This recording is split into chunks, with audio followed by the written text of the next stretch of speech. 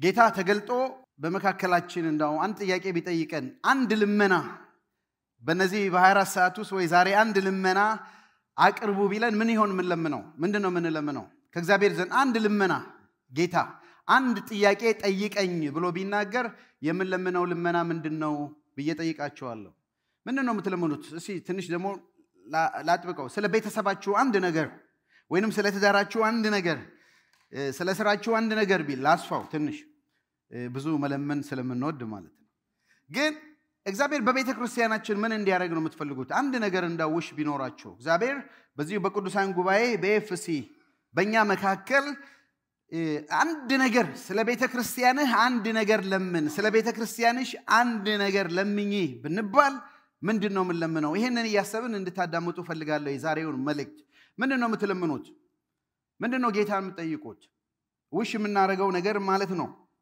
ይሄንን ያያሰብን እና ርዕስ ለምጽፉ ሰዎች ላስቸጋሪ ጥያቄ አስገራሚ መልስ ብያለሁ ላስቸጋሪ ለሆነ ጥያቄ አስገራሚ መልስ ባለፈው ነግሬያቸዋለሁ አሁንም ደግሜ ነግራቸዋለሁ ምን ያልነበራችሁ ስላላችሁ ማለት ነው ወጣት ገና ወደ አገልግሎት በመጣንበት ጊዜ ከኛ ቀደም ያሉ አገልጋዮች እና አባባሻኛ እና አባባ ሚኪያስ ሁለቱም በጌታ ዘንድ ነው ያሉት አባባ ገበየው የሚባሉ አሉ ስኪል በህይወት እና ብዙ ወጣት አገልጋዮችንን ከሐዋሳ አካባቢ የተሰባሰብን እነዚህን አባቶች ሎቄ የሚባል ማሰልጠኛ ቦታ አለ እዛ ተሰብስበን እነዚህን አባቶች ጠራናቸው አንድ 5 ቀን ትሬኒንግ ነበር መጨረሻ ላይ ከነሱ ለምን አንማርም ለአገልግሎታቸው እንዴት ሪስፖንድ እንዳደረጉ ብዙ ዘመን አገልግለዋል አስቸጋሪ በሆነ ወቅት አገልግለዋል እና አገልግሎታቸውን እንዴት እንዳገለገሉ ቴስቲሞኒያቸውን እንስማ ብለን ጋበዝናቸው እና ጥያቄን ጠይቃቸዋለን ታሪካቸውን ይናገራሉ ጥያቄውን በእውነቱ ትዝ አይለኝም የሆነ ጥያቄ ብቻ ጠየቅን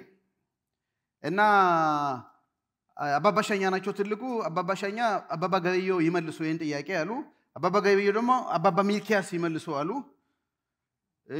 መመለስ ማለት ከብዷቸዋል ማለት ነው ከብዷቸዋል በኋላ አባባ ሚልኪያስ ወንጌላዊ ሚልኪያስ ናቸው ምን አሉ ተቀበሉና እኔ መልሳለሁ አሉ ማይኩን ይዘው እና ገና ሲጀምሩ ምንድነው ያሉት በርግጥ ጥያቄው ከባድ ነው በርግጥ ጥያቄው ከባድ ነው መልሱ ግን ቀላል ነው ይው በጣም ሳቀን እንዴ ለከባድ ጥያቄ ቀላል መልስ ምንድነው እና መልሱ ግን ቀላል ነው መልሱም እኔ እንጃ ነው አላውቅም ነው መልሱ አላውቅም ነው እንዴት አይነት ጥበብ ነው እነዚህ ሰዎች ያገኙት ማለት በጣም እኮ የሚገርም ነው እውነት ነው አላውቅም ካላችሁ ምን ችግር አለ ምንም እኮ ችግር የለም አላውቅም አሉ ተገላግለው አርፉ ማለት ነው ስለዚህ ለከባድ ጥያቄ ስትጠየቁ ቀላል መልስ ትፈልጋላችሁ አላውቅም ማለት እንዴ 40 እና 30 ዓመት ያገለገሉት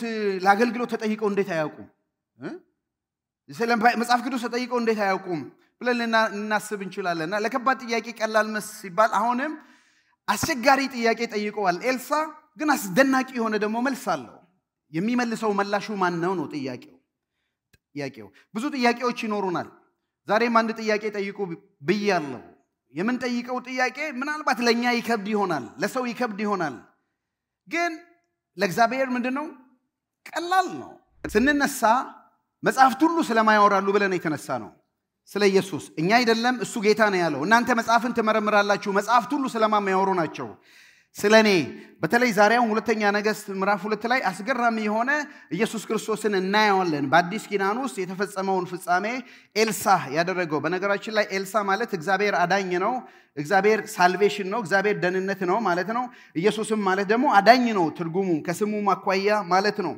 ስለዚህ የኛ ኤልሳ የእግዚአብሔር ልጅ ኢየሱስ ክርስቶስ ነው አስቸጋሪ ጥያቄ ብለን የተነሳ ነው ኤልሳና ኤልያስ ይባላሉ እንዳውም ኤላጃና ኤላይሻ ነው የሚለው የእንግሊዘኛው ትንሽ ያምታታል ግን ኤልያስና ኤልሳ ነው ምናልባት ኤልሳ ላለው ብዬ ኤልያስ ካልኩ በመረት አድምጡኝ ኤልያስ ማለቱ ነው ያላችሁ ማለት ነው ኦኬ ኤልያስ ቶሩ ነው ኤልሳ ሜንቶሪ ነው ማለት ኤልያስ ቀደም ብሎ ያገለገለው ነው አንደኛ ነገሥት ላይ ያየ ነው አገልጋይ ነው ኤልሳ አሁን ደግሞ የሚተካው ሁለተኛ ላይ ኤልያስን የተካው በኤልያስ እጅ ላይ ውሃ የሚያሳጥብ የነበረው አሁን ደግሞ ኤልያስ ዛሬ ይነጠቃል እሱ ነው እሱን ተክቶ የሚያገለግል ማን ነው እሱ ኤልሳ ኤልያስ ሊወሰድ ነው አብሮት አለ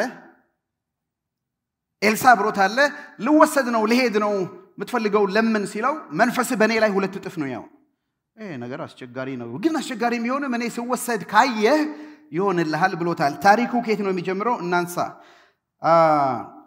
አንድና 3ን እናንብብ ሁለተኛ ነገሥት ምዕራፍ 2 1 3 እንዲህ ይላል እግዚአብሔር ኤልያስን ባውሎ ነፋስ ወደ ሰማይ የሚወርድበት ጊዜ ሲደርስ ኤልያስና ኤልሳ ከጌልጌላ ተነስተው ይጓዙ ነበር ኤልያስም ኤልሳን እግዚአብሔር እኔን ወደ ቤቴል ልኮኛል እና አንተ በዚህ ቆይ አለው ኤልሳ ግን ሕያው እግዚአብሔርን በሕያው ነፍስህ እምላለሁ ካንተ አልለይህም አለው ስለዚህም አብረው ወዴት ሄዱ ወደ ቤቴል ሄዱ ወረዱ በቤቴል የነበሩ የነቢያት ማህበር ወደ ኤልሳ መጥተው እግዚአብሔር ጌታህን ኤልያስን ዛሬ ካንተ ነጥሎ እንደሚወስደው አውቃለህ አሉት ኤልሳም አሁን አውቄያለሁ እናንተ ግን ዝም በሉ በጣም የሚገርም ነው የምትሞቱበትን ቀን ብታውቁ ምንድነው የሚሰማችሁ የምትሞቱበትን ቀን ብታውቁ ምንድነው አንድ ጥያቄ ተጠይቋል ረጅም ጊዜ ነው ካነበብኩት ግን ዝም ብዬ ባምሮ ያስታውሳለሁ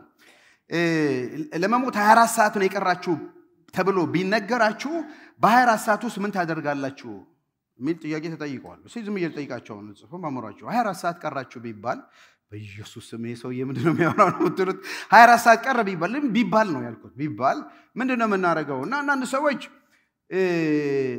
በቃ ወንጌልን ይዤ በየአደባባዩ በየዳውንታውን ሄጄ ኢየሱስ ሄድናል ኢየሱስ ከገሃነም ግቡ ላለው አንዳንድ ሰዎች ደግሞ የተቀየምኳቸው ሰዎች እየደወልኩ ይቅርታ ጠይቃለሁ ለበደሉኝ ደግሞ ይቅርታ ሰጣለሁ አንዳንዶች ደግሞ ልጆቼንና ባሎቼን ሰብስቤ ሚስቶች ባሎች ደግሞ ሚስቴንና ልጆቼን ሰብስቤ አይ ላቭ ዩ ላቸዋለሁ ወዳቸዋለሁ ላቸዋለሁ እንዳው የተደበቀም የቀረ ነገርም ካለ ይሄ ዲፖዚት ይሄ አካውንት አለ ይሄ ለእናንተ ነው እላለሁ ብዙ ነገር አይደለም በኋላ መጨረሻ ላይ ጥያቄው ምንድነው ታዲያ ምንድነው የምትጠብቁት ጃል መሞታችሁን ታውቃላችሁ ወይ መቼ እንደምትሞቱ አታውቁም አይደለም ስለማይታወቅ ነው ስለዚህ ልታስቡ ያሰባችሁትን አሁን አድርጉ ነው ኤልያስ እንደሚሄድ ይታወቃል የሚገርመው እሱ ብቻ ሳይሆን ይሄው ነቢያቱም ያውቃሉ ኤልሳም ያውቃል እነዚህ ነቢያቶች ናቸው ተሰብስበው የነቢያት ማህበር ናቸው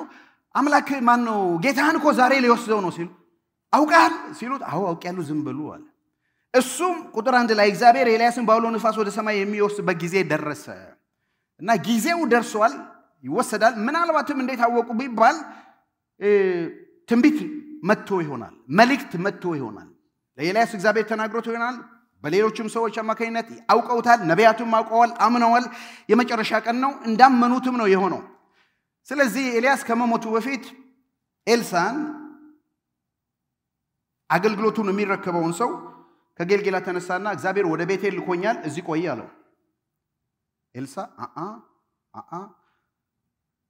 በሕያው ነፍስህ እምላለሁ ሕያው እግዚአብሔርን ሌላው ትርጉም እግዚአብሔር በሕይወት እስካለ ድረስ አልለይህም ማለት ነው እግዚአብሔር ይሞታል ስለዚህ ምንም ቢሆን አይለየው በሕያው ነፍስህ እምላለሁ ሕያው እግዚአብሔርን ካንተ አልለይህም ስለዚህ ከጌልጌላ ተነስቶ ወዴት ሄዱ ወደ ቤቴል አረመልሱልኝ ወደ ቤቴል ደረሱ አሁን ደግሞ ከዚያም ቤቴል እንደደረሱ ሁለተኛው ኤልያስ ኤልሳ ሆይ እግዚአብሔር እኔ ወደ ኢያሪኮ ልኮኛል አንተ በዚህ ቆይ አለው እሱም ሕያው እግዚአብሔርን በሕያው ነፍስህ እምላለሁ ካንተ አልለይህም ሲል መለሰ ስለዚህ አብሮ ወዴት ሄዱ ኢያሪኮ ሄዱ ኢያሪኮ ደግሞ ሲደርሱ በኢያሪኮ የነበሩ የነቢያት ማህበር ወደ ኤልሳ መጥተው ለመሆኑ እግዚአብሔር ጌታህን ዛሬ ካንተ ነጥሎ እንደሚወስድ አውቃለህ አሉት ድጋሚ ነው እሱም አዎ አውቃለሁ ዝም በሉዋል ኦኬ ከጌልጌላ ወደ ቤቴል አልለይህም ከቤቴል ወደ ኢያሪኮ አሁንም አልለይህም አብሮ ኢያሪኮ መጡ አሁን ሶስተኛ ኤልሳና ኤልያስ በዮርዳኖስ ቁጥር 6 ከዚያም ኤልያስ እግዚአብሔር እኔን ወደ ዮርዳኖስ ልኮኛልና አንተ እዚህ ቆይ አለው እሺን መሐላውን ነው ሕያው እግዚአብሔርን በሕያው ነፍስህ እምላለሁ ካንተ አልለይም ሲል መለሰለት ስለዚህም ሁለቱ አብሮ ወደ ዮርዳኖስ ሄዱ ከዛ ከነቢያት ማህበር 50 ሄደው ኤልያስና ኤልሳ ከቆሙበት ከዮርዳኖስ ትይዩ ራቅ ብለው ቆሙ ኤልያስም ካባውን አውልቆ ጠቀለለውና ውሃውን መታበት ከዚያም ውሃው ግራና ቀኝ ተከፈለ ሁለቱም በደረቅ ተሻገሩ ነገሩ እንዲህ ነው እነዚህ 50 ሰዎች ይከተሏቸዋል ማየት ይፈልጋሉ ኤልሳና ኤልያስ የሚላዩበትን ኤልያስን እግዚአብሔር ወስደዋል ብሏል እንዴት እንደሚወስደው አያውቁም ኤልሳ ደግሞ አለቅህም ብሎ አብረው ሄደዋል ከዛ ዮርዳኖስ ደረሱ እንግዲህ ሊያልፉ ነው እነዚህ ነቢያት በሩቅ ሆነው ይከታተላሉ እዛ ጋር ደረሱ ያወሩ ነው የሚሄዱት ኤልሳና ኤልያስ ምን ይሆን የሚያወሩት እንጃ የመጨረሻ ኑዛዜው ነው ስለ አገልግሎትም ስለ ነገስታቱም ያዕቆብ ዘሮች አሉ የነገሱ ያሉ አሁንም የሱ ልጅ ነው ያለው ብዙ ነገር ያወራው ነው ሼር ያደረገው ነው የመጨረሻ ንግግሩ ነው በጣም አስፈላጊ የሆነ ጊዜ ነው ከጥቂት ጊዜ በኋላ ለይሄድ ነው ያወሩ ሳሉ ዮርዳኖስ ጋር ደረሱ ኤልያስ ካባውን አውልቆ ጠቀለለው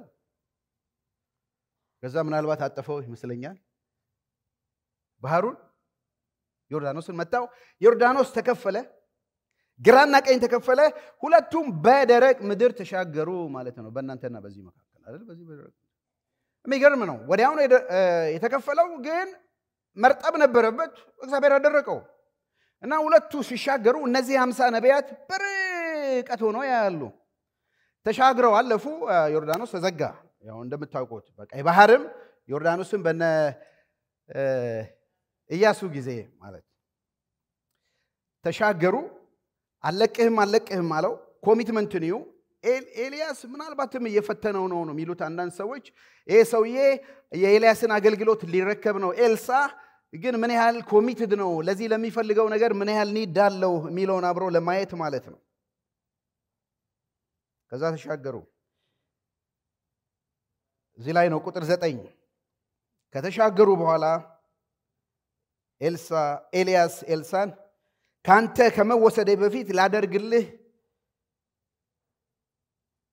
ምን ላደርግልህ እንደምትፈልግ ንገረኝ አዲሱ ትርጉም ኤልሳም መንፈስህ በእጥፍ እንዲያድርብኝ እለምንሃለሁ ብሎ መለሰ ኤልያስም አስቸጋሪ ነገር ጠይቀሃል ይሁን እንጂ እኔ ካንተ ስወሰድ ብታየኝ እንዳልከው ይሆንልሃል አለዚያ ገና አይሆንልህም ተሻግረዋል ልብ በሉ ይሄን ማምራቹ ላይ አስቀምጡ ተሻግረዋል አሁን የመጨረሻ ጥያቄ ኦኬ ፊት እግዚአብሔር ልኮኛል ከኔ ተለይ ነበር የሚለው አሁን የመጨረሻ ነው ሊሄድ ነው እግዚአብሔር ሊወስደው ነው እሺ ኤልሳ ይሄ ሁሉ ከያሪኮ ወደ ቤቴል ከቤቴል ወደ ከጌልጌላ ወደ ቤቴል ከቤቴል ወደ ያሪኮ ከያሪኮ ወደ ዮርዳኖስ ተከትለኝ የመጣው ምንድነው የምትፈልገው ነው ምንድነው የምትፈልገው ምን ላድርግልህ ሲለው ምንም ነገር አይደለም ባምሮስ ቁጭ ያለ ነው የተቀመጠ ነው እኔም የምፈልገው አንድ ነገር ነው ባንተ ላይ ያለው መንፈስ በኔ ላይ እጥፍ ይሁን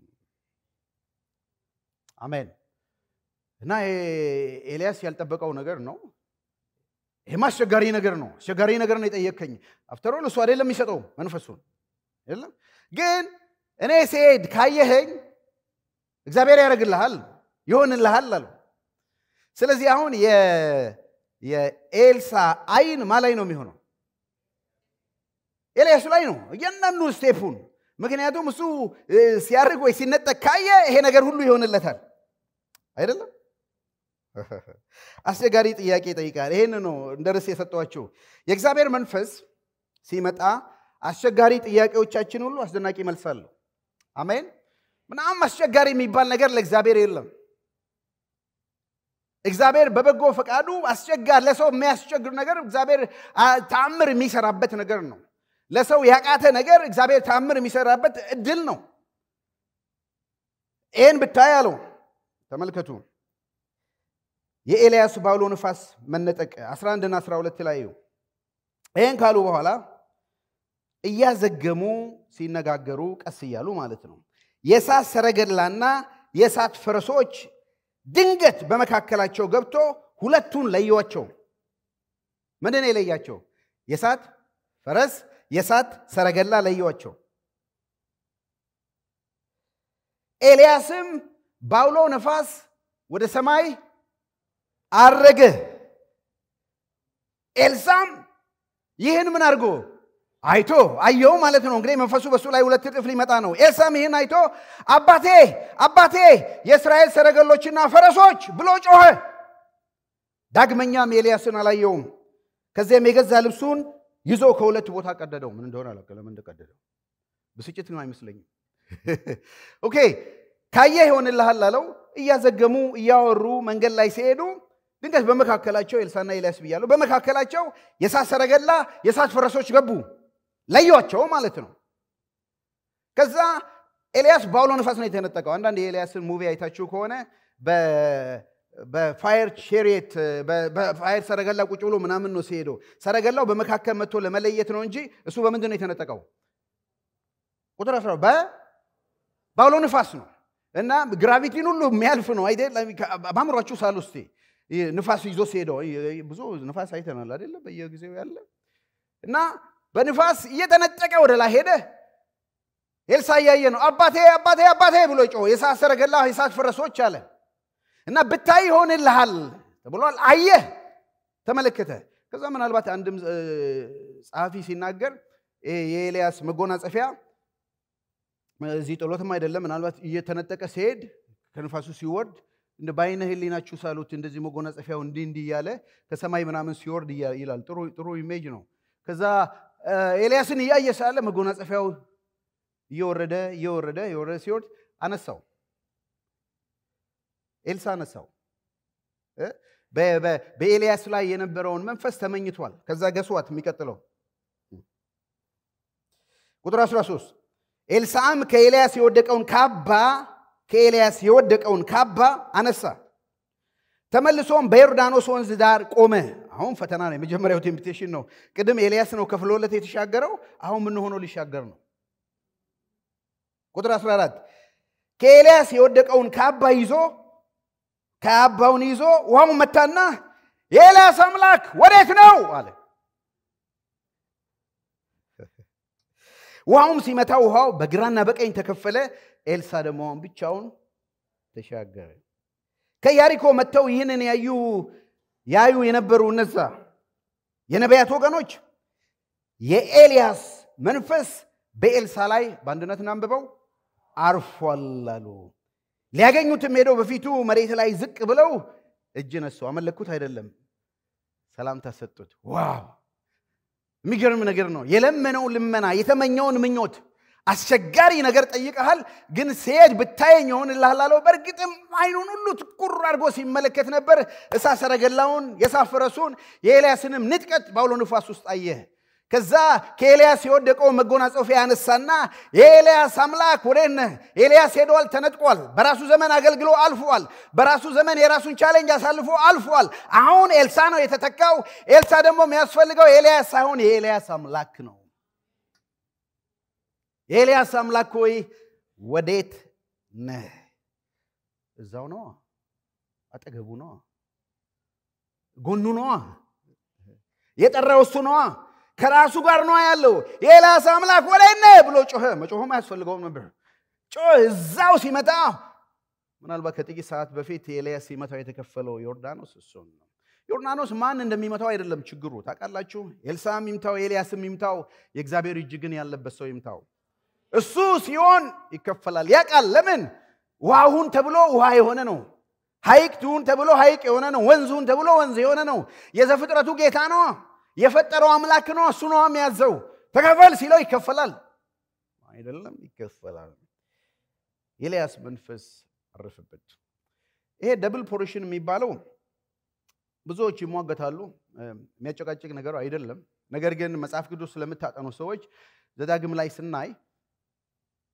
የበኩር ልጅ አባቱ ሲሞት የበኩር ልጅ የሚወርሰው ምንድነው እጥፍ ነው አይደለም እጥፍ ነው የሚወስደው ለምሳሌ አንድ አባት 3 ልጅ ቢኖሩት ያለው ንብረቱ ለ3 አይደለም የሚከፈለው ለ4 ይከፈላል ለ4 ይከፈልና ለመጀመሪያው ልጅ 2 እጥፍ ይሰጠዋል ከዛ ለሁለቱ ትናንሽ ልጆች ይሰጣል አንደኛ ኃላፊነትንም ይወስዳል እናቱንም ቴክ ኬር ያደርጋል በህይወት ካለች የመጀመሪያው ልጅ ነው ኃላፊነቱ ስልጣኑም አውቶሪቲውም ራይቱም ፕሪቪሌጁም ለመጀመሪያ ልጅ ነው በኩርናውን የሸጠው ትዝ አይላችሁም በምስር የሸጠው ማለት ነው ሁሉ ነገር የሚወርሰው እሱ ነው እና ኤልሳ ሲጠይቀው መንፈስ በኔ ላይ ጥፍ ይሁን ሲል እኔ ልተካ አባቴ ይሁን አባት ለልጁ አውርሶ እንደሚሞት አውርሰኝ በአንተ ተተክቼ ላገልግል ነው። ስለዚህም ነው በኋላ አባቴ ሆይ ያለው። ወላጅ አባቱ አይደለም፣ አባቴ ሆይ ያለው። ምክንያቱም መንፈሳዊ አባቱ ነው፣ ሜንቶሩ ነው። አሁን አባቱ መንፈሳዊ አባቱ ለቆ ሲሄድ በሱ ላይ ያለው መንፈስ በሱ ላይ እንዲሆን ነው። ሌላው በጣም የሚገርማችሁ መጽሐፍ ቅዱስ የቆጠሩ ሰዎች እኔም ቆጠርኳቸው አየዋቸው። ኤልያስ 8 ታላላቅ ታምር ነው ያደረገው። 1-3-4ቱን አይተናል ባለፈው። አምላክ ከሆንኩ እሳት ትውረድና ብሎ 50 መለቃዎቹን ያደረገው ዘይቱን ከማሰሮ አላለቀም የሚለው ሲቆጥሯቸው 8 ነው። ኤልሳ 16 ነው ያደረገው። ታምር ነው ያደረገው። እና ደብል ፖርሽን የሚለው የልጅነትን ብቻ ሳይሆን እግዚአብሔርን በበጎነት አድርጎ ኤልሳ ካገለገለው እጥፍ ታምራት ነው ያደረገው። ሊዘነጋ አይገባም። ብቻ በዘመኑ ላለው አገልግሎት የሚመጥን ጸጋ እግዚአብሔር እንዲሰጠው ታውቃላችሁ። እውነት ነው ይሄ።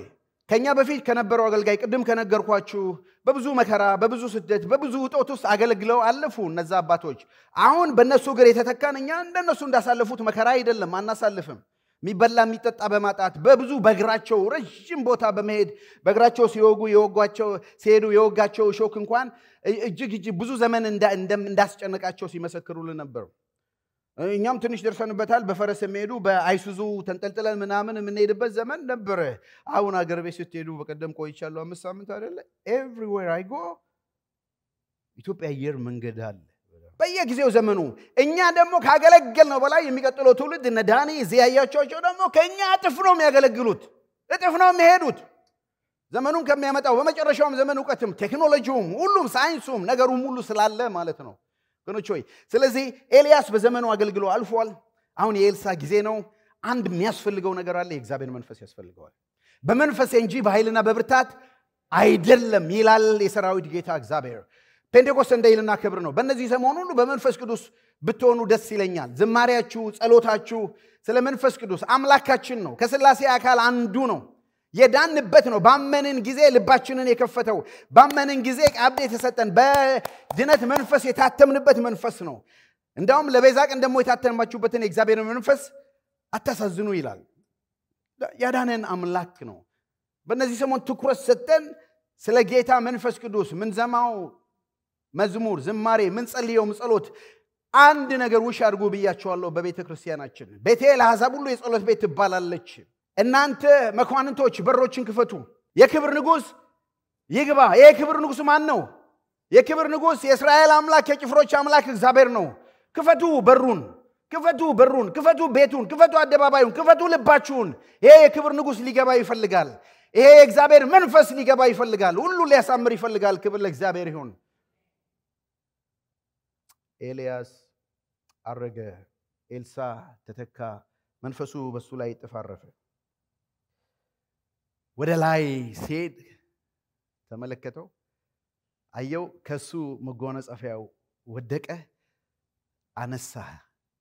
የኤልያስ አምላክ ወዴት ነው ብሎ አዲስ ጸጋ፣ አዲስ ልምምድ፣ የታምራት አገልግሎት ውስጥ ኤልሳ ገባ። አዲስ ኪዳን ምን ይላል? ወንጌል ተኮር ወንጌል አለ እዚህ ውስጥ። አዎ ኤፌሶን 4:7 ላይ እንዲህ ይላል፣ ነገር ግን ክርስቶስ በወሰነው መጠን ለእያንዳንዳችን ጸጋ ሰጥቶናል ለኛ። ስለዚህ እንዲህ ይላል፣ ወደ ላይ በወጣ ጊዜ ምርኮን ማረከ፣ ለሰዎችም ስጦታን ሰጠ። ማ ጌታ እኔ በሄድ ይሻላችኋል ብሎ እሱ ወደ ላይ በወጣ ጊዜ ምርኮን ማረከ፣ ሞትን ድል አድርጎ ተነሳ። ወደ ላይ በወጣ ጊዜ ምርኮን ማረከ፣ ስጦታዎችን ሁሉ ደግሞ ለቤተ ክርስቲያን ምን አደረገ? አፈሰሰ። ልዩ ልዩ ጸጋ ተቀብለናል። ሃሌሉያ። ኤልያስ ባረገ ጊዜ ኤልሳ ከሱ በወደቀው መጎናጸፊያው አይደለም። የኛ ጌታ ደግሞ ወደ ሰማይ ባረገ ጊዜ ሃሌሉያ መንፈሱን ላከ፣ ቅዱስ መንፈሱን ላከ። ይሄ መንፈስ ደግሞ በአብያተ ክርስቲያን ላይ ሁሉ አረፈ፣ በቅዱሳን ላይ አረፈ። ልዩ ልዩ ጸጋ አሁን ተቀብላችኋል። ከጌታ ሞትን አሸንፎ ከመነሳቱ ጌታ ወደ ሰማይ ከማረጉ የተነሳ ለቤተ ክርስቲያን ልዩ ልዩ ስጦታ አለ። ክብር ለእግዚአብሔር ይሁን። ኤልያስን አይደለም የምናየው፣ አሁን የእምነታችን ጀማሪና ፈጻሚ ኢየሱስ ክርስቶስን እናያለን። እሱ ሞትን ድል አድርጎ አገልግሎቱን ጨርሶ ወደ ሰማይ አርጓል።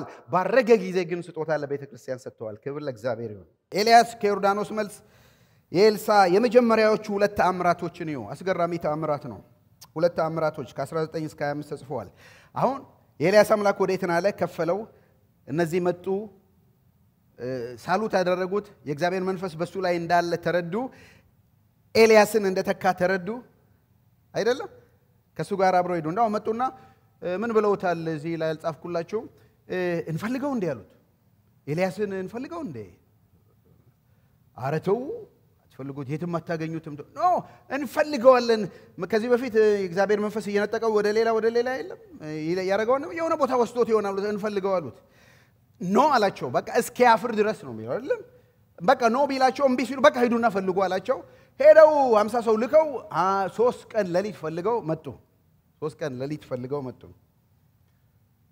አጣነው አሉት ድሮም ብያቸዋለሁ የታገኙታል እንዴ እግዚአብሔር የሰወረውን ማን ሊያገኘው እንዴ እግዚአብሔር የነጠቀው ማን ሊያገኘው ነው መዋላ ነው ራእይ ላይ ተመለከታላችሁ ሁለቱ የወራያ ዛፎች የተባሉት ሙሴና ኤልያስ ለኢየሱስ ክርስቶስን በተራራ ላይ ታይተዋል መጨረሻም ደግሞ በራእይ ዘመን መጥተው ወንጌልን ይሰብካሉ አይተናል ራእይን ስናጠና እግዚአብሔር ወሰደው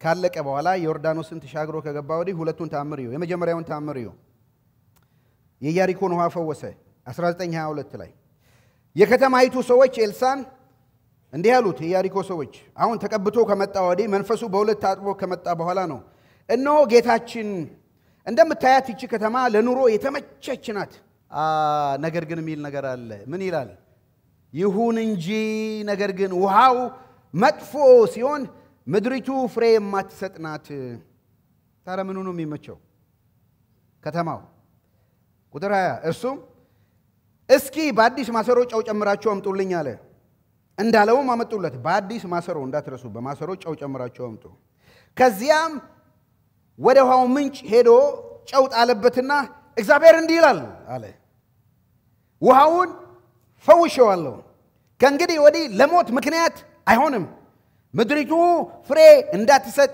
አያደርጋትም አለ ልክ ኤልሳ እንደተናገረው ውሃው እስከ ዛሬ ድረስ የተፈወሰ ነው ይሄ ጻፊ እስከሚጽፍበት ጊዜ ድረስ ማለት ነው ልክ ኤልሳ እንደተናገረው ውሃው የተፈወሰ ነው ኦኬ የመጀመሪያው እንትን ነው ቻሌንጅ ነው ኦኬ በርግጥ የሰውዬ መንፈስ ካለበት የተቀባ ከሆነ ምን ከሆነ ወደ ከተማቸው ሲገባ አንድ ሰው መጥቷል ይሁን ከተማዋ ኑሮ ጥሩ ነው እንደምታዩት ግን ውሃው ሞት አለበት ሲባል ማጂክ ነገር አይደለም ማሰሮ አምጡልኝ አለ ጨው አምጡልኝ አለ የሄደና ሶርሱ ላይ ውሃው ምንጩ ላይ ጣለው ከዛ ድምጽ መጣለት አይደል እግዚአብሔር ይሄን ውሃ ፈውሼዋለሁ አለ ከእንግዲህ ወዲህ ይሄ ውሃ ለምድሩ ለሚኖረው ሰው ሞት ምክንያት አይሆንም ከልከየዋለሁ አለ ውሃው ተፈውሶ ቀረ ክብር ለእግዚአብሔር ይሁን እግዚአብሔር መንፈስ ሲመጣ እንዴ ነው ታውቃላችሁ ፐርሰናል ትራንስፎርሜሽን ብቻ ሳይሆን ሲቲ ዋይድ ናሽናል የሆነ ትራንስፎርሜሽን ያመጣል እግዚአብሔር መንፈስ ያመጣል ታድሶን ያመጣል ለምድሪቱ በረከት ያመጣል አብርሃምን ባርካለሁ ባንተ የምድርን አዛብ ሁሉ ባርካለሁ አይደለም ያለው የሚረግሙ ረግማለሁ በኋላ እንመጣለን ሁለተኛው ታምር መርገም ነው የመጀመሪያው ባረከው ውሃ ሁሉ ተፈወሰ ሞት የሚባል ጠፋ ክብር ለእግዚአብሔር ይሁን እኔም አሁን ጸሎቴ ለምድራችንም በየጊዜው ሞት ነው የምንሰማው አይደል በየጊዜው ሞተን ያላለቀን ህዝብ ነን እንደ ሀገር እግዚአብሔር ግን እድል ፈንታ አለው ለኛ ሞትን በቃ የሚልበት ጊዜ አለ ብዬ አምናለሁ እግዚአብሔር በጎነቱን ሲያደርግ መልካምነቱን ሲያደርግ ቤተክርስቲያን የመንፈስ ቅዱስን ነገር ከፍ ስታደርግ ለመንፈስ ቅዱስ የምንሰጠው ስፍራ ከፍ ሲሆን እግዚአብሔር በቤቱ ባይተዋር ሳይሆን መንፈስ ቅዱስ በቤቱ እንግዳ ሳይሆን ማለት ነው የቤቱ ባለቤት እሱ እንደ ቤቱ ሲቀብር በቤተክርስቲያን ብቻ አይደለም በምድር ሁሉ በረከትን ያደርጋል ክብር ለእግዚአብሔር ይሁን ይሄን ውሃ ፈውሼዋለሁ ለሞት ምክንያት አይሆንም ለሞት ምክንያት የሚሆነውን ነገር ሁሉ የምድራችንን ጉድ እግዚአብሔር ይፈውስ የሰውን ህሊና ይፈውስ የሰውን ልብ ይፈውስ ምድሪቱን ይፈውስ አዝመራውን ይፈውስ ቄውን ቢዝነሱን ይፈውስ ፖለቲካውን ይፈውስ አስተዳደሩን ይፈውስ እኛን ይፈውስ እግዚአብሔር ያኔ ሞትን እግዚአብሔር ከምድራችን ላይ ያነሳል አሜን የመጀመሪያው ታምር ያረገ ባህሩን ከከፈለው በኋላ ማለት ነው ከፍሎ ከተሻገረ በኋላ የመጀመሪያው ታምር ይሄንን ያረገው ወንጌል አለ እዚህ ውስጥ አዎ ኤልሳና ኤልያስ በየት ነው የተቀባበሉት በዮርዳኖስ ወንዝ አይደለም መጥምቁ ዮሐንስና ኢየሱስን በዮርዳኖስ እናያቸው። ማቴዎስ 3:13 በዚያ ጊዜ ኢየሱስ በዮሐንስ ለመጠመቅ ከገሊላ ወደ ዮርዳኖስ ወዴት መጣ? ወደ ዮርዳኖስ መጣ። ዮሐንስ ግን ይሄማ አይሆንም፣ እኔ በአንተ መጠመቅ ሲያስፈልገኝ እንዴት ነው አንተ ወደ እኔ ትመጣለህ አለው ብሎ ተከላከለ።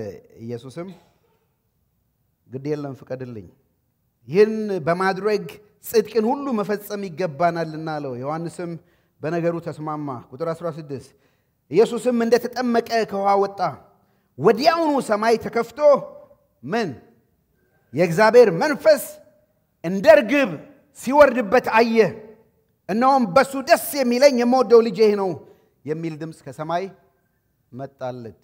ኤልያስ እና ኤልሳ በዮርዳኖስ ብታይ መንፈሴ ይጥፍ ይመጣብሃል ያለው እንደተቀበለ፣ አዲስ ኪዳን ደግሞ መጥምቁ ዮሐንስና ኢየሱስን ታያላችሁ። መጥምቁ ዮሐንስ ማን ነው? ጌታ ሲናገር ኤልያስ ይመጣል ትላ ኤልያስማ መጣ ብሎ ማንን የተናገረው? መጥምቁ ዮሐንስ ነው አይደለም? ይመጣል የተባለው መጥቷል። ዮሐንስ መጥምቁ ዮሐንስን ነው፣ እሱን ነው የተካው። ልክ ኤልያስ ከኤልሳ ጋራ በዮርዳኖስ እንደነበረ አሁን ደግሞ የአዲስ ኪዳኑ ኤልያስ ማን ነው? እሱ መጥምቁ ዮሐንስ ከማን ጋር ነው? ከኢየሱስ ክርስቶስ ጋር። እኔ አምላክ ስለሆነ አጥምቀህ አይገባኝም አለው፣ ግን ፍቀድልኛል። ኦኬ ብሎ ሲያጠምቀው ከላይ ምን መጣ? በሱ ደስ የሚለኝ የምወደው ልጄ እሱ ነው የሚል መንፈስ ቅዱስ በርግብ አምሳል ወረደበት። ልክ በኤልሳ ኤልያስ ሲነጠቅ እንደወረደበት በኢየሱስ ክርስቶስም ደግሞ ሲጠመቅ አምላክ ራሱ የኤልያስ መጎናጸፊያ ሳይሆን መንፈስ ቅዱስ በርግብ አምሳል አረፈበት። ከዛ ከወጣ በኋላ ከተፈተነ በኋላ የመጀመሪያው የኢየሱስ ክርስቶስ ተአምር ትዝ ይላችኋል? ምንድን ነው? ቃና ዘገሊላ። እዩ ዮሐንስ ወንጌል ምዕራፍ 2 ላይ ኢየሱስም አገልጋዮቹን ጋኖቹን ውሃ ሙላቸው አለ። ወይን ጠጅ ነበር ባይዘው ወይ ባክግራውንዱ ለምታውቁ ሰርግ ቤት ነበር። ጌታ ተጠርቷል። እየበሉ እየጠጡ ሳለ ወይን ጠጅ አለቀ። በጣም አስደንጋጭ ነገር ነው። ድግስ ጠርታችሁ ሲያልቅ እኔ በጣም ይሄ ነገር ብዙ አይመቸኝም ነው ምናምን የሚባለው። እዚህ እንኳን ፌሎሺፕ ሆል እንኳን ለምናደርገው ነገር እንዳው ሞልቶ ቢተርፍ ይሻላል። የሚቀጥለው የዛሬ 3 ሳምንት አተርፉም በሉም አተርፉም የሚባል ደስ ይላል። በሉን አጡ የሚባል ከሚሆን ማለት ነው። እና ትልቅ ድግስ ደግሰው ነው አይ ቲንክ ብዙ ሰው መጣ አለቀባቸው።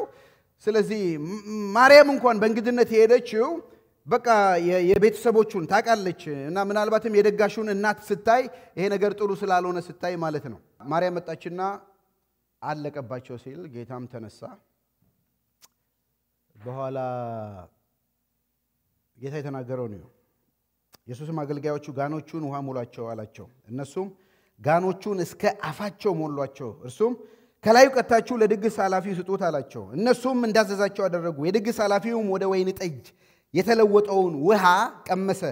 ሆኖም ከየት እንደመጣ አላወቀም። ውሃውም የቀዱት አገልጋዮች ግን ያውቁ ነበር። ቁጥር 11 ኢየሱስ ይህንን የታምራታዊ ምልክቶች በመጀመሪያ በገሊላ አውራጃ በቃና ከተማ አደረገ። ክብሩንም ገለጠ። ደቀ መዛሙርቱን በሱ አመኑ።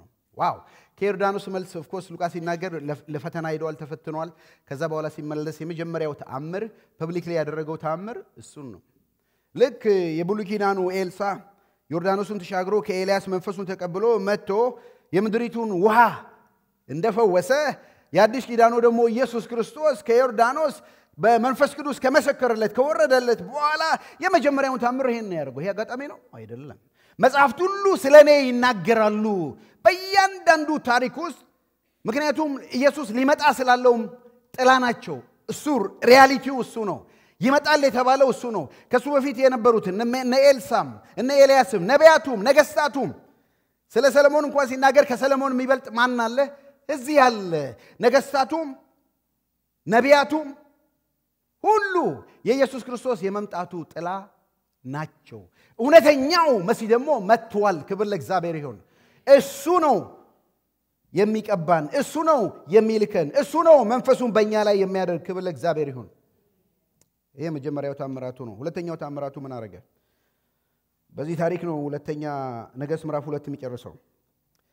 ከቁጥር 23 እስከ 25 የቤቴልን ፌዘኞች ሰባበረ ብያለሁ። የቤቴልን ፌዘኞች ሰባበረ። ወደ ቤቴል መጣ ኢያሪኮ አልፎ ማለት ኤልሳዕም ከዚያ ተነስቶ ወደ ቤቴል መጣ በመንገድ ላይ ሲሄድ ሳለም ልጆች ከከተማ ወጥተው አንተ መላጣ እሺ ምን አሉ አንተ መላጣ ውጣ አንተ መላጣ ውጣ እያሉ ምን አረጉበት አፌዙበት ኤልያስም ዞር ብሎ ተመለከታቸውና በእግዚአብሔር ስም ምን አረጋቸው ረገማቸው ከዚያም ሁለት እንስት ድቦች ከዱር ወጥተው ከልጆቹ 42ቱን በአንድነት ሰባበሯቸው እሱም ወደ ቀርሜሎስ ተራራ ኤልያስን ትዝታ ለማሳለፍ ከዚያም ወደ ሰማርያ ተመለሰ ኦኬ ታሪኩ እንዲህ ነው ወደ ቤቴል ሲመጣ በመንገድ ላይ ሳሉ ልጆች የሚለው ትንሽ ትርጉሙ ጥሩ አይደለም በብዙም ቦታ ይሄ ልጆች ስንባል አሁን ቅድም የጸለይንላቸው ልጆች ምናምን እንዳይመስሏቸው በጣም ያንጋዳልት የሆኑ ትልልቅ ሰዎች ናቸው ጎልማሶች ጎረምሶች ናቸው እና ዝም ብሎ ስድብ ብቻ ምናምን እንዳይመስላችሁ እንደ አመጽ ነው ቤቴል ታውቃላችሁ ወደ እስራኤል የመጀመሪያው ንጉስ ኢዮርብዓም የተባለው እስራኤል ሆይ ከዳዊት ቤት ምን አለህ ብሎ ሰው ወደ ኢየሩሳሌም ሄዶ እንዳይሰግድ ሁለት መቅደስ ነው የሰራው አይደል ሁለት የሚመለክ አንዱ ቤቴል ነው የሰራው ሰዎች ሁሉ እንዳይሄዱ እና ቤቴል የጣዖት አምልኮ ስፍራ ነው የሆነችው ክፉ የሚመለክባት ቦታ ነው የሆነችው ግን ቤቴል መጀመሪያውን ታውቃላችሁ አይደለም እግዚአብሔር በመሰላል የተገናኘበት ቦታ ከያዕቆብ ጋር እግዚአብሔር ሲወጣ ይሄ ስፍራ በርግጥ የእግዚአብሔር ቤት ነው በዚህ ቦታ እግዚአብሔር አለ እኔ ያላወኩም ያለ ያ እግዚአብሔር የተገለጠበት ቦታ ዛሬ የጣዖት መሰዊያ ቦታ ነው ስለዚህ ኤልያስ በእግዚአብሔር የተላከ ማን ነው ኤልሳዕ በእግዚአብሔር የተላከ ሰው ነው ኤልያስንም ያውቁታል ኢየሱስ ሲመጣ አልፈለጉትም የሚያመልኩት ጣዖት አምላክ ስላላቸው የራሳቸው አምላክ ስላላቸው አልፈለጉትም የእግዚአብሔርን ቃል ሪጀክት የሚያደርጉ ናቸው የእግዚአብሔርን ሰው ሪጀክት የሚያደርጉ ናቸው የእግዚአብሔርን ሐሳብ የማይፈልጉ ሰው ናቸው ስለዚህ ይሄ ደሞ ዝናው እየወጣ ነው ኤልሳዕ ሲመጣ አንተ መላጣ ውጣ ያሉ እንትን ነው በቃል ብቻ የሚያቆም እንዳይመስላችሁ ፊዚካል ነገር ያለበት ነው ሲያቸው አይ እነዚህን ሰዎች ዲል ማድረግ አለብኝ አለና ረገማቸው ይላል በምን እንደረገማቸው አላውቅም የእግዚአብሔር ሰዎች እግዚአብሔር ሲጠላ አብርሃምን ብሎታል ለበረከት አረጋለሁ ሚባርኩን ባርካለሁ ረግማለሁ ከእግዚአብሔር የመጠራቱ ምልክት ነው እነዚህ ሰዎች እግዚአብሔር ሪጀክት ያደረጉ ስለሆኑ ረገማቸው ከዛ እንስት ድቦች ወጡ ይላል ለምን ወንዶች አልወጡም አልኩ ነኝ ወንዶች ቢሆኑ ኖሮ 42 አይፈጁም ነበር ይያሳስ ሴቶች ናቸው በጣም አግሬሲቭ ናቸው ታውቃላችሁ ሰባበሯቸው ደራቸው ወጡ የእግዚአብሔርን ቃል ሪጀክት የሚያደርጉ ይሄ ነው በታፈንታቸው እሱ ነው አይደል ኢየሱስ ከቃና ዘገሊላ የመጀመሪያውን ተአምር አድርጎ ወዴት ነው ሄደው ታውቃላችሁ እዛው ዮሐንስ ምዕራፍ 2 ላይ ከዚያ በኋላ ይላል ቁጥር 12 ላይ ክርስቶስ አለ ወይ ካላችሁ ከዛ በኋላ ከቃና ዘገሊላ ከናቱ ከወንድሞቹና ከደቀ መዛሙርቱ ጋራ ወደ ቅፍርናሆም ወረዱ በዚያም ጥቂት ቀን ተቀመጡ የአይሁድ ፋሲካ እንደተቃረበ ኢየሱስ ወደ ኢየሩሳሌም መጣ ቁጥር 14 በቤተ መቅደስ ውስጥ ከብቶች በጎች እርግቦች የሚሸጡ እንዲሁም ተቀምጠው የገንዘብ ምንዛሬ የሚያከናውኑ ሰዎች አገኘ የገመድ ጅራፍ አበጅቶ በጎችና ከብቶችን ሁሉ ከቤተ መቅደስ ግቢ ያስወጣ የገንዘብ ለዋጮቹን ሳንቲም በተነ ጠረጴዛዎቹን ገለበጠ እርግብ ሻጦችንም እነዚህን አስወጧቸው አለ የአባቴን ቤት የንግድ ቤት አደረጋችሁት አላቸው ደቀ መዛሙርቱም የቤት ቅናት ይበላኛል ትዝ አላቸው የጌታ እግዚአብሔር መንፈስ በኔ ላይ ነው ወንጌል ለድሆችን እንድሰብክ ቀብቶኛል ያለው አምላካችን የሚበቀልበትንም ቀን እናገር ዘንድ ብሏል እሱ ላይ አልጠቀሰውም በአዲሱ ትርጉም ወገኖች ሆይ ኢየሱስ ክርስቶስም ያደረገው ይሄንን ነው ለተቀበሉት ላመኑት የሚቀበሉት ውሃን ወደ ወይን ጠጅ ያደረገ ለወጠ ወደ ቤተ መቅደሱ ግን ሲመጡ አውቀው ሪጀክት ስላደረጉት ኢየሱስ ማንነቱን እንኳን ሊቀበሉ ስላልወደደ እሱም ይሄንን ነው ያደረገው ልክ ኤልሳዕ ፌዘኞች ላይ እንደሰባበረ አሁንም በነጋዴዎች ላይ በቤቱ በሚነግዱ ነጋዴዎች ላይ ጀጅመንት ነው ያመጣው ፍርድ ነው ያመጣው ጌታ ምክንያቱም ቤቱ ለአሕዛብ ሁሉ የጸሎት ቤት ነው ቤቱ ቤቴል ነው ቤቴል ማለት የእግዚአብሔር ቤት ማለት ነው እዛ የኤልሳ የተገፋበት ቦታ ማለት ነው። አሁን የእግዚአብሔር ቤት ነው። ቤቴል አሕዛብ ሁሉ የጸሎት ቤት ትባላለች የተባለው ቤት የንግድ ቤት ነው የሞሉት። ስለዚህ እሱን ጌታ ራሱ ነው እየሰባበረ ያወጣቸው ስናይ መጽሐፍት ሁሉ ስለኔ ይናገራሉ። ይሄ ሁሉ እንዴት ሆነ ነው የምንለው። ሁለተኛ ነገሥት ከምዕራፍ 2 እስከ 7 በሚቀጥሉት ጊዜ ቀስ እያልን እንሄዳለን። በኤሊ እግር እንሄዳለን። የክርስቶስን ኢሜጅ ለማየት ስንፈልግ ነው። ባለፈው ሳምንት አንድ ጥያቄ ጠይቀን ነበር። አካዚያስ የተባለው ሰው ታሞ አምላክ ፍለጋ ወዴት ነው ሄደው? ወደ ፍልስጤም አምላክ አይደለም፣ ወደ ቤልዘቡል ነው ሄደው። አንተ የከው አምላክ ስለሌለ ነው? በእስራኤል አምላክ ስለሌለ ነው? አንተን የሚፈውስ ስለሌለ፣ አንተን የሚያድን ስለሌለ የፍልስጤምን አምላክ ትፈልጋለህ ነው ያለው ኤልያስ። አሁን ኤልሳ የተቀባው በእስራኤል አምላክ እንዳለ ለማስረገጥ ነው። በእስራኤል ውስጥ አምላክ አለ ውሃን የሚለውጥ፣ በእስራኤል ውስጥ አምላክ አለ ፍርድን የሚያመጣ። ይሄንን እናያለን። የኤልሳ የታምራት አገልግሎት በእስራኤል ውስጥ አምላክ መኖሩን ለማሳወቅ ነው። ይሄንን ካልኩ የኢየሱስ ክርስቶስ የታምራት አገልግሎት ኢየሱስ ክርስቶስ የታምራት አገልግሎት እሱ ራሱ የእግዚአብሔር ልጅ አምላክ እንደሆነ ለማስረገጥ ነው። አሜን። ዮሐንስ 20:30 ላይ ኢየሱስ በዚህ መጽሐፍ ያልተጻፈ ሌሎች አያሌ ታምራዊ ምልክቶች በደቀ መዛሙርቱ ፊት አድርጓል። ነገር ግን ኢየሱስ እሱ ክርስቶስ የእግዚአብሔር ልጅ እንደሆነ ታምኑ ዘንድ አምናችሁ በስሙ ሕይወት እንዲኖራችሁ ይሄ ተጽፏል። ክብር ለእግዚአብሔር ይሁን። ጌታ ሁሉ ተአምር ያደረገው አምላክ እንዳለ ለማሳወቅ፣ እሱ ራሱ ኢየሱስ የእግዚአብሔር ልጅ እንደሆነ ሥጋ ለብሶ ወደኛ የመጣ እንደሆነ ለማስረገጥ ነው። ክብር ለእግዚአብሔር ይሁን። እንግዲህ ምን እናርግ? ምን ይሁን? አንድ ነገር ብቻ ነው። ይህን ታሪክ ካየን ከኤልሳ ልመናዬም እሱ ነው። የእግዚአብሔር መንፈስ እንጠማ፣ ቅዱሳን መንፈሱን እንጠማ።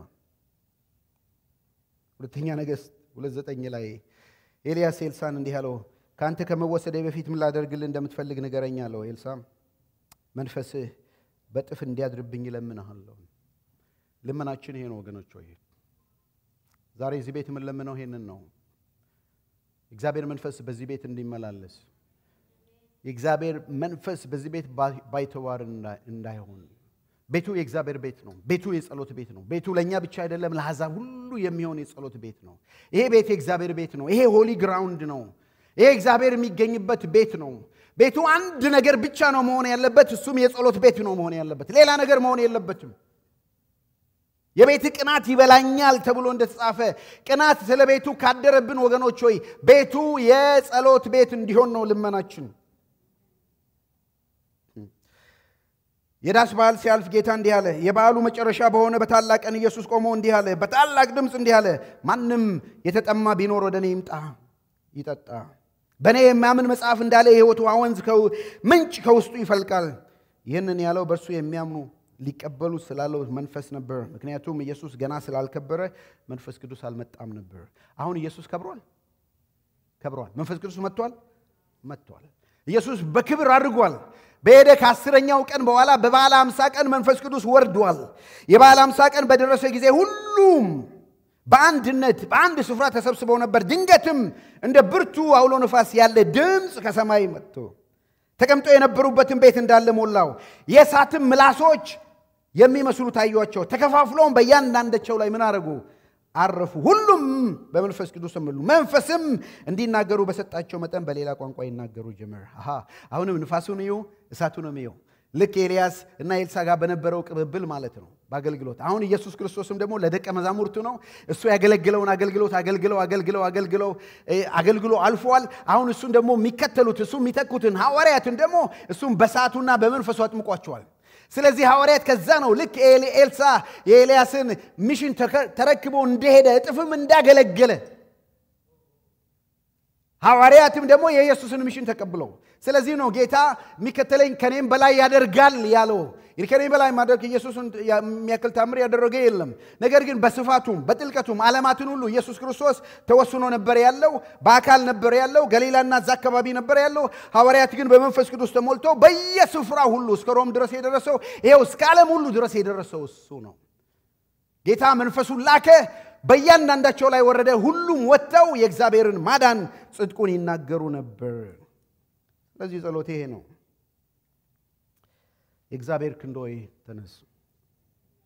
ተነስ ኃይልህንም ልበስ በቀደመው ወራት በጥንቱ ዘመን በነበረው ትውልድ እንደነበር ተረስ ወንቾ ቅናታ ይዛችሁም በኤልያስ ዘመን እንደነበረው በኤልሳ ዘመን እንደነበረው ይሄን ኢሳይያስ ላይ ሲዘምሩ የዘጻቱን ዘመን እያሰቡ ነው ዘንዶውን የወጋሃንት ባህሩን ያደረካንተ አይደለም የዘጻቱን የቀይ ባህሩን እያሰቡ ነበር የዘመሩት ለኛ ደግሞ ከዚህ በኋላ መጥቶልናል የዮርዳኖስን እያሰብን የኤልያስን ዘመን እያሰብን የኤልሳን ዘመን ባለፈው ትውልድ እንደነበረው ባለፈው ትውልድ በአገራችንም የዛሬ 150 ዓመት አካባቢ በነበረው የነሱን ዘመን እያሰብን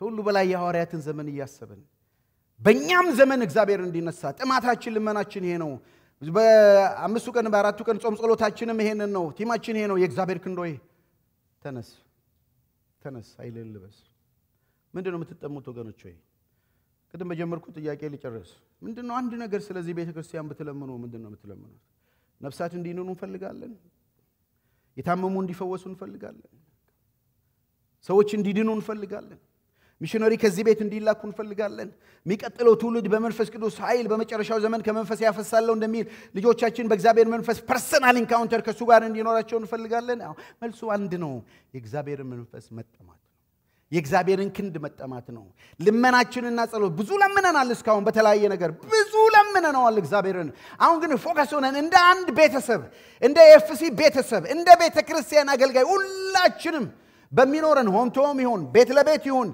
ባይብል ስተዲም ይሁን በመናጠናው በኳየርም ይሁን በምን በሶሻልም በሆስፒታሊቲም ይሁን በእነዚህ ሰሞን እናሳስባቸዋለን 15 ቀን አለ በእነዚህ 15 ባልና ሚስትም አብራችሁ ስትጸልዩ አብራችሁ ስትሆኑ ጓደኛም በስልክም ስታወሩ ስትጸልዩ ስለዚህ ነገር እናውራ ወገኖች ሆይ እግዚአብሔር እንዲንቀሳቀስ የዛሬ 2000 ዓመት በሳት የመጣው በአምሳል የመጣው የጌታ መንፈስ ዛሬም አለ በመካከላችን ጌታ ከብሯል መንፈስ ቅዱስ ወርዷል በእያንዳንዳችን ፒተርም ጠዋት አንብቦታል ገና መናገር በጀመርኩ ጊዜ በሁሉ ላይ መንፈስ ቅዱስ መላ ያኔ እኛ ጋር የወረደው እነሱም ጋር ወረደ ታዲያ እግዚአብሔርን ከለክል ዘንድ እኔ ማን ነኝ ጠዋት ፒተር ዲቮሽን ያደርግ ወገኖች ሆይ እግዚአብሔር መንፈሱን ሳያደላ ለሰው ሁሉ ነው የሚሰጠው ለኛም በጥንቱ ዘመን የወረደ መንፈስ ዛሬም አለ በመካከላችን አምላካችን በመካከላችን መኖሩ እንዲታወቅ